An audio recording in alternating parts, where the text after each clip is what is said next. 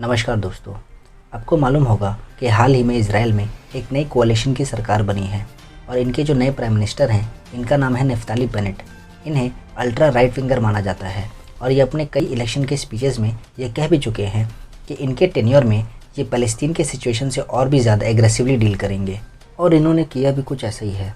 इन्होंने अपने पीएम बनने के 72 घंटों के अंदर अंदर हमास के साथ हुए सीज़ फायर एग्रीमेंट को तोड़ दिया है और इन्होंने गाज़ा पट्टी पर एयर स्ट्राइक्स कर दी हैं। तो आखिर ये एयर स्ट्राइक्स एक्जैक्टली की कहाँ पर गई है और आखिर इस एयर स्ट्राइक की नौबत आई क्यों, और क्या ये इजराइल और फ़लस्तीन के बीच फिर से एक कॉन्फ्लिक्ट की शुरुआत है? जानेंगे इन सभी सवालों का जवाब आज की इस वीडियो में। तो चलिए आज की वीडियो शुरू करते हैं।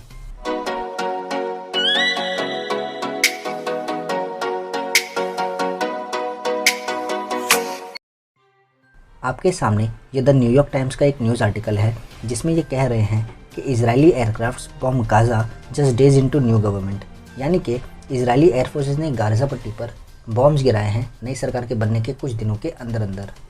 अगर हम इन एयर स्ट्राइक्स की एग्जैक्ट लोकेशन की बात करें तो ये करी गई है गाज़ा स्ट्रिप की सदर्न साइड की एक सिटी खान यूनिस पर। हालांकि इन एयर स्ट्राइक्स में कोई भी कैजुअलिटी नहीं हुई है, पर इजरायली एयरफोर्सेज ने ये कहा है कि इन्होंने हमास के कई मिलिट्री कंपाउंड्स और मीटिंग साइट्स को डिस्ट्रॉय कर दिया है। तो आखिर इजराइल ने अचानक से एयर स्ट्राइक्स करी क्यों हैं? तो देखिए, आप जितने भी न्यूज़ आर्टिकल्स देखेंगे उसमें आपको ये चीज़ कॉमन मिलेगी कि इजराइल ने ये बॉम्बिंग्स करी है हमास के द्वारा छोड़े गए इंसेंडियरी बैलून्स के रिस्पॉन्स में। अब आपके मन में ये सवाल आ रहा होगा कि ये इंसेंडियरी बैलून्स होते क्या हैं? तो देखिए, ये छोटे छोटे हीलियम बलून्स होते हैं जिनमें ये लोग एक्सप्लोसिव या बॉम्ब्स बांधकर हवा में छोड़ देते हैं। ये बलून्स हवा में बहकर एनिमी टेरिटरी में आकर गिर जाते हैं और डेटोनेट हो जाते हैं। और हमास के पास ये एडवांटेज है कि मेडिटेरेनियन सी से जो हवा बहती है वो ज़्यादातर ईस्टवर्ड्स इजराइल की तरफ ब्लो करती है और ये बलून्स बड़े आराम से इजरायली टेरिटरी में पहुंच जाते हैं और कई बार इनकी बिल्डिंग्स और लोगों को नुकसान पहुंचाते हैं। और इन्हें इंटरसेप्ट करना भी काफ़ी मुश्किल होता है क्योंकि ये इतने छोटे होते हैं कि रडार इन्हें पकड़ नहीं पाता। हालांकि ये बहुत ज़्यादा एक्यूरेट नहीं होते, पर ये काफ़ी ज़्यादा डेडली हो सकते हैं क्योंकि इनसे हमास इजरायली फोर्सेस या आर्मी को टारगेट नहीं करता बल्कि आम लोगों को टारगेट करता है। और पास्ट में ऐसे इंसिडेंट्स हो चुके हैं जहां ये बलून्स इजराइल के स्कूल के प्लेग्राउंड्स में गिरे हैं और इनसे बच्चों की भी जानें गई हैं। हालांकि इस बार ऐसा कुछ नहीं हुआ और ये जो बलून्स थे ये सदर्न इजराइल के ओपन फील्ड्स में गिरे और इनसे किसी को भी नुकसान नहीं हुआ। तो अब सवाल उठता है कि हमास ने ये बलून्स छोड़े क्यों? तो आपको याद होगा कि पिछले बार इजराइल ने गाज़ा पर बहुत हैवी बॉम्बिंग करी थी जिसमें इन्हें काफ़ी नुकसान हुआ था। इनमें इनके 226 लोगों की भी जानें चली गई थी जिनमें 66 बच्चे भी शामिल थे। तो आखिर हमास फिर से इजराइल को प्रोवोक करने की गलती क्यों करेगा?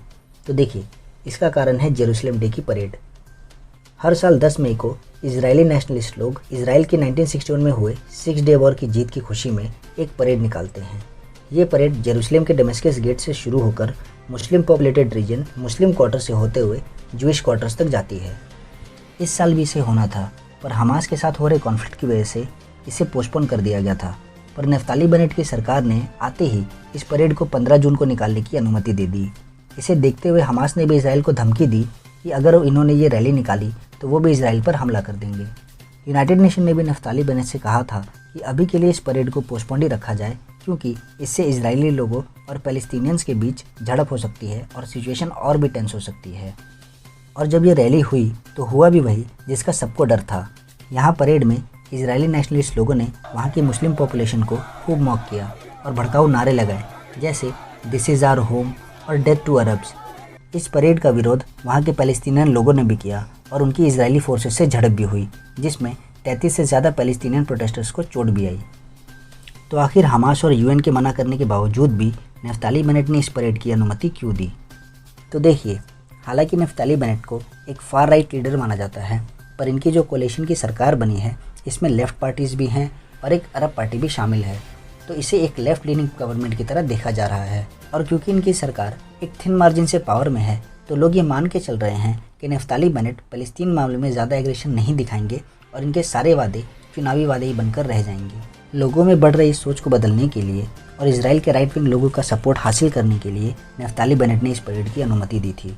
वो लोगों में ये मैसेज पहुँचाना चाहते हैं कि वो अपनी सरकार के दबाव में आकर काम नहीं करेंगे और वो बेंजामिन नेतन्याहू की तरह ही एक स्ट्रॉन्ग लीडर हैं। तो क्या अब हमें इजराइल और हमास के बीच एक और लड़ाई देखने को मिलेगी? तो देखिए, अभी के लिए इसके असर काफ़ी कम लग रहे हैं। क्योंकि इस पूरे मामले में दोनों साइड्स ने बहुत रिस्ट्रेन दिखाया है। ना ही यहाँ हमास ने मिसाइल्स का यूज़ किया है और ना ही यहाँ इजरायली एयरफोर्सेस ने हमास के किसी मिलिटेंट को टारगेट किया है। नफ्ताली बेनेट ने ये सब कुछ पैलेस्टीनियन और हमास के पेशेंस को टेस्ट करने के लिए किया है और वो ये देखना चाहते थे कि हमास इजराइल के एग्रेशन को किस हद तक टॉलरेट करेगा। और यहाँ हमास ने भी इजराइल के नए पीएम को ये संदेश भेजा है कि वो इजराइल से डरकर चुप नहीं बैठेंगे। तो आप ये मान सकते हो कि फ्यूचर में भी आपको ऐसे छोटे मोटे कॉन्फ्लिक्ट्स होने की खबरें मिलती रहेंगी। तो ये है अंत इस वीडियो का। आशा करता हूँ आपको इस वीडियो से कुछ नया जानने को मिला होगा। प्लीज़ इस वीडियो को लाइक करें, शेयर करें और हमारे चैनल को सब्सक्राइब करें। अपना बहुमूल्य समय देने के लिए बहुत बहुत धन्यवाद। फिर मिलेंगे ऐसे ही किसी वीडियो में, तब तक के लिए गुड बाय।